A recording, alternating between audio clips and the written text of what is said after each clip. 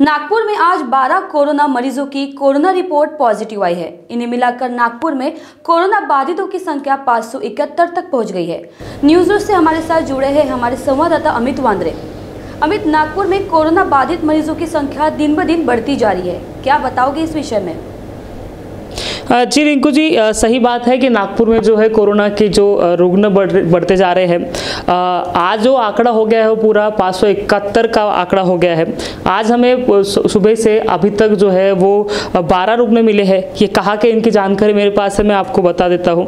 जो आज 12 रुग्ण मिले हैं उसमें एक नौ भानखेड़ा के रुग्ण हैं, जो एक नया हॉटस्पॉट फिलहाल बनता जा रहा है। दूसरा मोमिनपुरा जो ऑलरेडी हॉटस्पॉट है वहाँ का एक रुग्ण है। उसके बाद एक नाइक तालाब एक नागपुर में नया हॉटस्पॉट क्रिएट हो गया है। नाइक तालाब और बांग्लादेश एरिया में कुल मिलाकर 40 रुग्ण मिले हैं अब तक, तो एक नया हॉटस्पॉट हो गया है। और कुल मिलाकर जो आंकड़ा हो गया है फिलहाल 570 का। उसके अलावा एक जो है न्यूरॉन हॉस्पिटल की परिचालिका है, उन्हें कोरोना की लागन हुई है ऐसी जानकारी है, जो फिलहाल बजाज नगर यहाँ पर रहती थी, ऐसी जानकारी फिलहाल सामने आ रही है। रिंकू जी अमित, लॉकडाउन 5-30 जून तक बढ़ा दिया गया है। महानगर पालिका ने क्या गाइडलाइंस दी है? जी रिंकू, महानगर पालिका ने कई सारी छूट दी है, तो उस छूट के हिसाब से कुछ इन्फॉर्मेशन मेरे पास है, मैं आपको वो साझा कर देता हूँ। तो साइकिलिंग, जिनिंग, रनिंग जो लॉकडाउन 5 में आप कर सकते हो, उसी के साथ जो है सार्वजनिक स्थान जहाँ बगीचे हो गए, मैदान होंगे, वहाँ पर आप ये जॉगिंग या आप रनिंग कर सकते हो, तो एक्सरसाइज कर सकते हो। उन्होंने एक छूट यहाँ दी है। उसके बाद 5 तारीख से जो है वो उनके बारे में भी जानकारी उन्होंने दी है कि किस तरह से होने वाले हैं, कि सभी मार्केट 5 तारीख से खुलने वाले हैं। उसी के साथ उनकी जो टाइमिंग है वो टाइमिंग 9 से 5 रहने वाली है। ऑड इवन फॉर्मूला चलने वाला है। रोड के एक साइड के दुकानें एक दिन खुलेंगे और रोड के दूसरे बाजू की दुकानें हैं वो दूसरे दिन खुलेगी। ऐसे ही उन्होंने अनुमति दी है। कपड़े की दुकान भी खुलेगी, लेकिन उसमें ट्रायल की व्यवस्था नहीं होगी, ट्रायल रूम नहीं होगा। तो उसके भी जानकारी उनकी भी जो है वो पूरी सावधानी वहाँ बरतनी होगी। उसके साथ जो है सोशल डिस्टेंसिंग का भी पालन हमें करना पड़ेगा। मार्केट संभवतः आप जो अगर आपका पास जो मार्केट है तो संभवतः आप उसे साइकिल से जा या फिर पैदल जा सकते हैं। गाड़ी का इस्तेमाल ना करने की एक हिदायत जो है वो दी गई है। क्या क्या नहीं शुरू होने वाले उसके बारे में जानकारी आपको दे देता हूँ। स्कूल्स चालू नहीं होने वाले हैं, कॉलेजेस चालू नहीं होने वाले हैं, किसी भी तरह की कोचिंग क्लासेस शुरू होने वाले नहीं है। अगर आप ऑनलाइन अगर पढ़ाई करा सकते हो तो वो चालू होगी। उसके अलावा अंतर्राष्ट्रीय जो विमान सेवा है वो भी बंद रहेगी।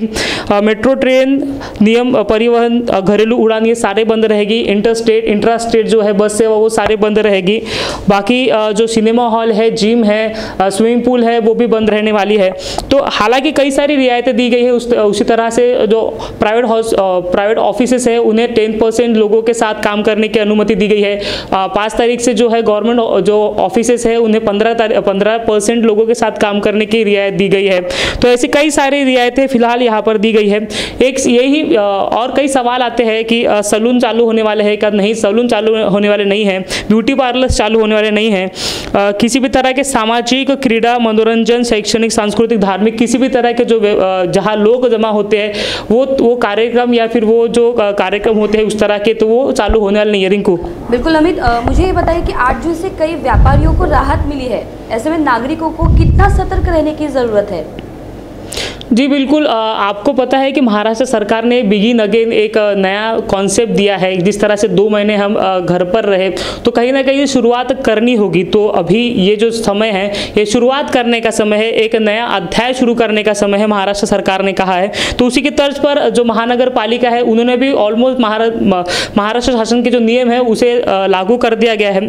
तो हालांकि अभी नागपुर के रास्तों पर जो है लोग दिखाई दे रहे हैं, लोगों की गर्दी दिखाई दे रही है। तो ये सही है कि नागपुर में जो संख्या है रुग्णों की वो दिन ब दिन बढ़ती जा रही है। ऐसे में कई सारी जो है हिदायत जो है वो दी गई है। हमें कई सारे जो चीज़ें हैं हमें उसका पालन करना पड़ेगा। अगर हम इसका पालन नहीं करेंगे, सोशल डिस्टेंसिंग का पालन नहीं करेंगे, किसी चीज़ का पालन नहीं करेंगे और हम जो नियम जो दिए गए हैं, जो रियायत दिए गए उसका गलत इस्तेमाल करेंगे तो नागपुर में संख्या बढ़ती जाएगी। हालांकि नागपुर में जो रुग्णों की संख्या है वो सीमित एरिया के लिए फिलहाल दिखाई दे रही है। 2 कल नए स्पॉट हमें मिले हैं, इंदौरा और जूनी मंगलवारी। तो ये इनकी जो हिस्ट्री है वो भी ट्रैवल हिस्ट्री है, लेकिन ऐसा कहीं दिखाई नहीं दिया कि किसी ये जो नए प्रावधान दिए गए उसके तर्ज पर कुछ हुआ है। हालांकि ये डर सभी को है कि जितने ज़्यादा संख्या में लोग बाहर आएंगे तो संक्रमण का जो प्रमाण है वो बढ़ता जाएगा, क्योंकि हमें ये नहीं पता होता है कि कौन संक्रमित है कौन नहीं है। तो इससे बचने के लिए क्या करना होगा कि सोशल डिस्टेंसिंग का पूरे तरीके से पालन करना पड़ेगा। उसी के साथ जो प्रावधान दी गई है, आपको हाथ धोना है, आपको पूरी तरह से खुद को वॉश आउट करना है, तो सारी चीज़ों का आप पालन करके ही जो है वो जो संक्रमण को रोकना पड़ेगा। रिंकू। अमित, जैसे कि नागपुर में जो संख्या है कोरोना मरीजों की 571 हो गई है, तो हम ये जानना चाहेंगे कि नागपुर में अभी कितने मरीज कोरोना मुक्त हुए हैं और तो कितने मरीजों का इलाज चल रहा है। जिनको आपको पता है कि नागपुर ऐसा शहर है पूरे भारत में जहां पर रिकवरी रेट सबसे ज़्यादा है।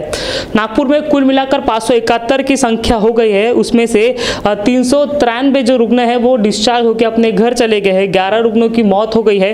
तो कुल मिलाकर अभी जो एक्टिव केसेस है नागपुर में वो 167 एक्टिव केस है। ये जो संख्या है पूरे भारत में सबसे ज़्यादा है रिकवरी रेट की। उसी के तर्ज पर जो है वो मृत्यु दर नागपुर में सबसे कम है। अगर आप इसका परसेंटेज निकालोगे तो 1.70% मृत्यु दर आता है। तो वही अगर आप ये डिस्चार्ज की संख्या देखोगे तो वो कम से कम 82% के आसपास जाता है। रिंकू। बिल्कुल अमित, नागपुर में कंटेनमेंट जोन में कोई रियायत दी जाएगी क्या?